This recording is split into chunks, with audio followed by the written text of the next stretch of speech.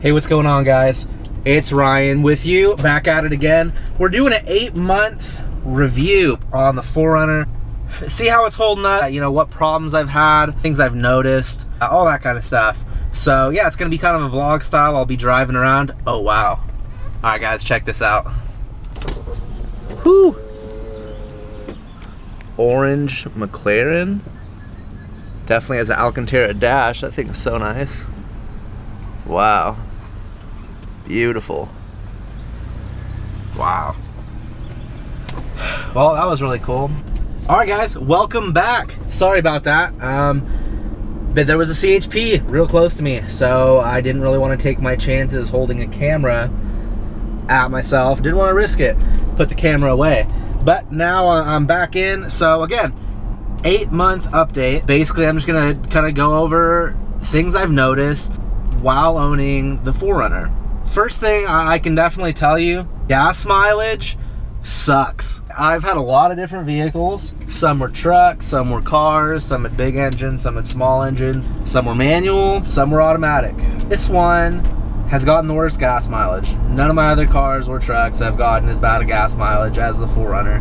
I average between 14 and 15 miles per gallon on a full tank. I usually wait till the whole tank goes down and then I fill it up and to full. And yeah, I average about 14 to 15 miles a gallon.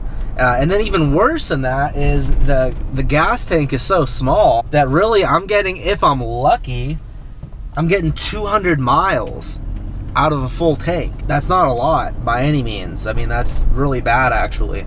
So every 200 miles, if I'm lucky, honestly, sometimes it's like 180, I'm having to stop and get gas. So yeah, so that's honestly probably the biggest downside of this 4Runner. Now, you know, quick disclosure, I do drive almost never on the freeway. It's always around town, city. The places I'm at the most just have a bunch of hills in them. So I am going up steep, you know, steep inclines and going down hills all day. But so that obviously plays a factor. I probably am in like the worst area ever to get good gas mileage, as far as, you know, where I live, where I go to school, all that. But it is what it is. I mean, it's real life, and it's, you know, like I said, it's definitely the worst I've ever gotten out of a vehicle. But that being said, it takes unleaded, so it's not the end of the world. Man, it is a beautiful day today. It really is. It's windy. It's about 67, 68 degrees outside. Although honestly, it feels colder because it's so windy. Let me open up the window to show you some of these beautiful views going on.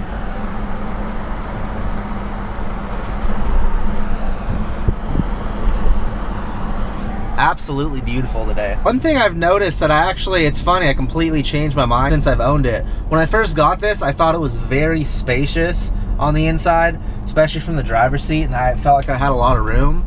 My opinion has kind of changed. So it is still spacious and you do feel like you have a lot of room, but I think I even mentioned the seat was really roomy.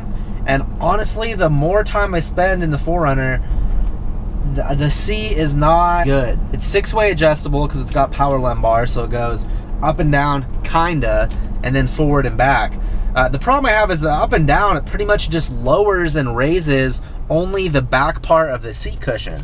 The actual seat doesn't go up and down, and it's really awkward. So really, if you want to go down, the back part of your seat is going to be down, the front's going to be the same, and if you want to go up, vice versa. It's just uncomfortable, and it's not, I just keep it flat because it doesn't really make sense that they do it that way, but that's how it is. And then also, there's just not that much hip room. I mean, it's not like small, it totally fits my ass, and I have hip room, but it just, I mean, my girlfriend is a 2014 Kia Forte that we drive a lot, and honestly, I feel more comfortable sitting in that seat, especially for, you know, a longer drive, 20, 30 plus minutes.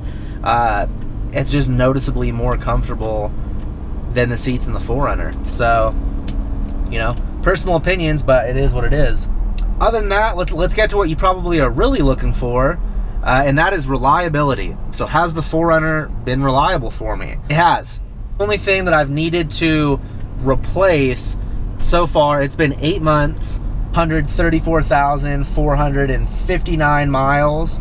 Right now, during the video, I bought it with 126,000. So I've put about 8,000 miles on it. That's average for me. I've had to replace the right rear axle. Now, I didn't replace that by myself. I paid a local really good shop to do it. I spent, I want to say $150, which some people have told me they thought that was a lot. Some people said they thought it was a great deal. You know what? For me, great deal.